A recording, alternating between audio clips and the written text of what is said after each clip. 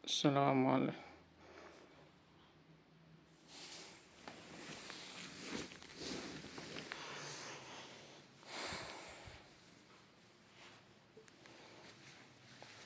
Assalamualaikum. Kabayan ko po dyan sa Pilipinas.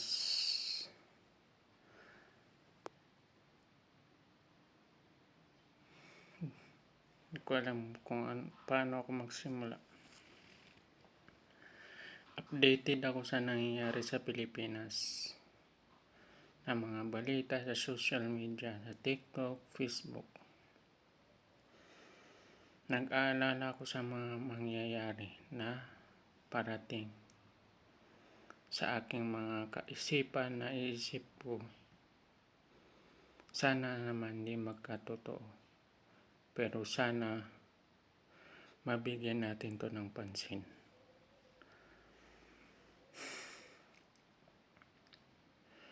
Ngayon, hindi maganda yung nangyayari sa Pilipinas. Dahil ang ating mga opisyal sa gobyerno ay lalo na dyan sa senador, congressman, lalo na sa president natin na bangag. Kailangan po natin mabigyan to ng pansin. Sa aking naisip, araw po ngayon ay November 26, 2024. Tuesday, alas 3 ng hapon dito sa Middle East. Una sa lahat,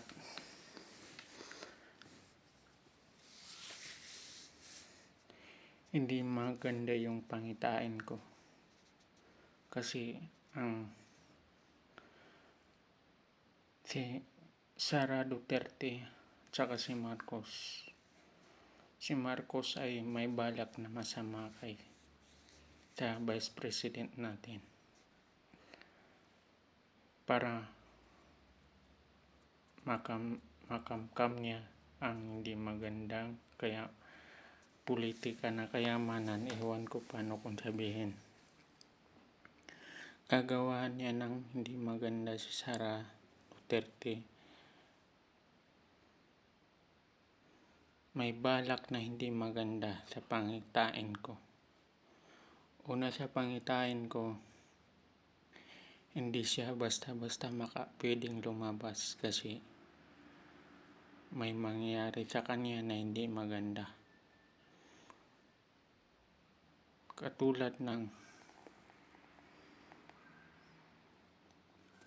ng iwasan natin yung sniper, bomber, kutsilyo, ano ang biglang sasalubong sa kanya. Kailangan natin doblehin ng seguridad sa kanya.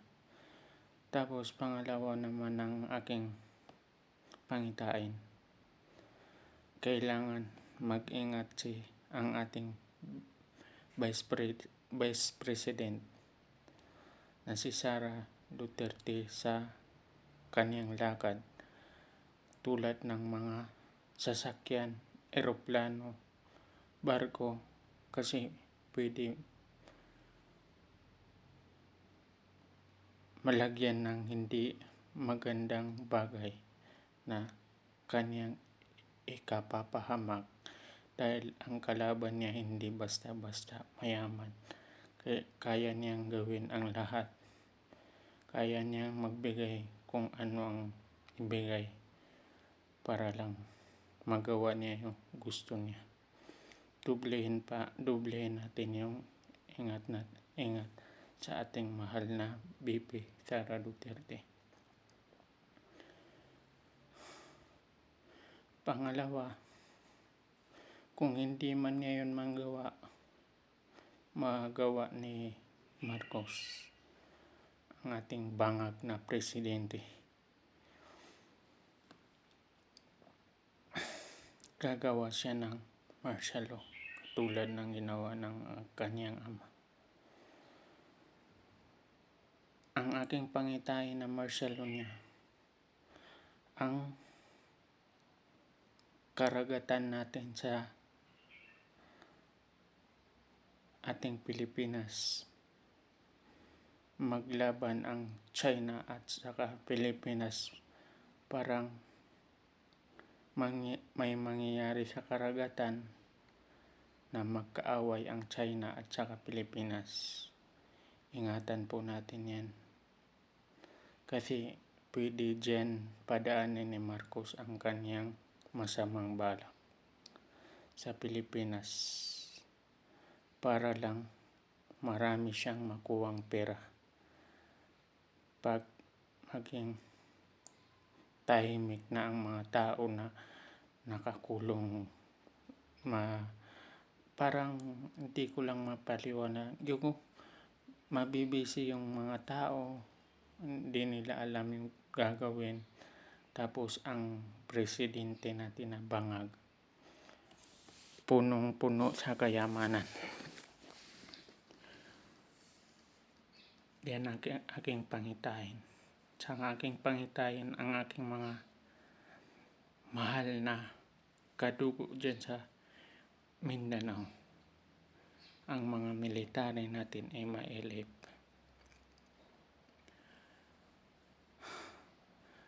Mag-ingat po tayo. Pwede dyan idaan ng mga masasamang balak ng ating Marcos na masamang Pangulo, na sa inyo daan ang point niya na para tumagal ang pagiging presidente at saka mapera siya. Pwede kayo magkagera sa gobyerno to MILF dahil sa kapangyarihan niya. Gagawaan niya ng hindi maganda. Kaya mga mahal kong kadugo dyan sa Mindanao na mga matatapang, pinaglalaban ang bayan natin na Pilipinas. Mag-ingat po tayo. Masama yung pangitain ko. Parang pang-apat naman na pangitain ko. Yung mga nag-aralista,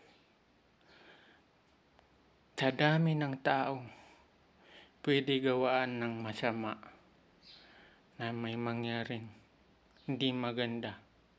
Maraming mapapahamak, mamamatay dahil sa bombang hindi natin inaasahan dahil sa kagagawan sa taas, kaparya, mga matataas na sakim sa pera. Mag-ingat po tayo. Yung mga kapulisan natin dyan sa Pilipinas, hihilingin ko sa inyo, doblehin natin yung seguridad sa mga tao kasi pwede makapasok ang mga masasamang tao na may balak na hindi maganda. Pangitain ko po yan. At panglima na pangitain ko, may bagyong darating na malakas na bagyo. Tapos maghihirap ang Pilipinas. Walang pakialam dyan ang presidente na bangag. Masaya siya. Marami siyang matatanggap. Bibigay lang siya ng budget. 1 week makain ninyo. Ubus na. Hindi magandang pangitain yung bagyo na darating. Maghihirap talaga ang Pilipinas. Hindi ko lang sure kung ano yung pagkadugtong-dugtong ng mga parating sa Pilipinas na hindi maganda. Pero mga pangitain ko yun na pwede mangyari. Ang aking mapapayo sa aking pangitain na magandang gagawin, magbalik loob tayo sa taas at saka maghiling ng tulong at saka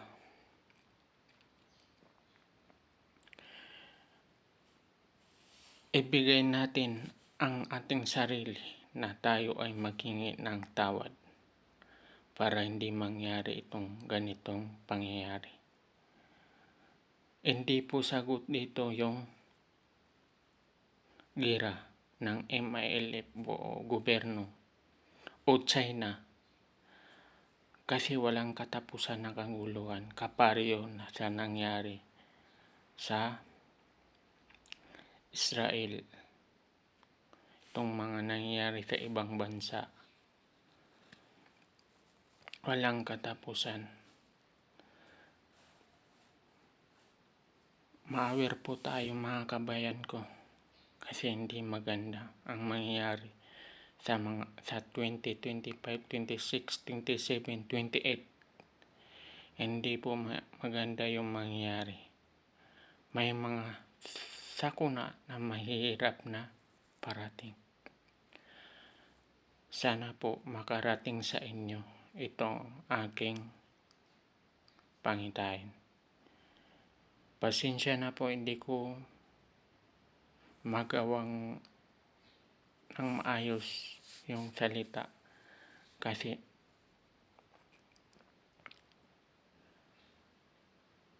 hindi ngayon ko pa naisip tapos hindi ko alam kung paano ko gawin ng malinaw ang aking ibig sabihin. Pinarating ko lang sa inyo yung pangitain ko na hindi mangita. Hindi ako manghuhula at wala rin akong kapamilya na manghuhula. Ilang araw ko lang to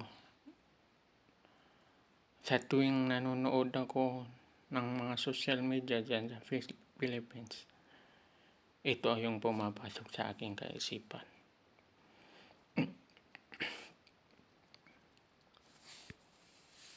Gusto ko sana ma-aware po tayo, kabayan. Yun lang dapat natin gawin. Manalangin po tayo kasi ang nakaupo sa taas ay sakim, bangag na presidente. Hindi yan basta-basta bababa hanggang sa wala siyang nagawa na hindi maganda. Hindi siya magiging masaya. Mag-ingat po tayo, aking mahal na BP Sara Duterte. Kasi ikaw ang pag-asa ng Pilipinas. Sana walang mangyari sa'yo na hindi maganda. Kasi pangitaan ko, hindi magandang mangyayari sa'yo. Kaya magkakagira talaga ang buong Pilipinas. Yun ang plano ng ating taas na bangag na si Marcos sa aking pangitain. Magkakaroon ng gulo pag may nangyari sa'yo. Kaya iparating sana nyo ang aking mensahe sa aking mahal natin na BP Sara Duterte na dubleng ingat siya. Mag-ingat sa lahat ng lakad niya kasi diyan magsisimula ang hirap ng Pilipinas pag may nangyari sa kanya. Ingatan po natin siya.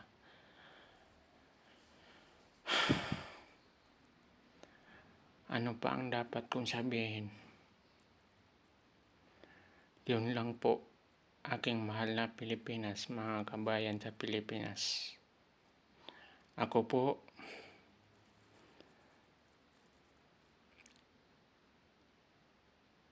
hindi ko na lang i-direct ang tunay ko na pangalan. Masasabi ko lang, Muslim, Maranao Tribe. Maraming salamat. Sana naunawaan ninyo ako. Thank you.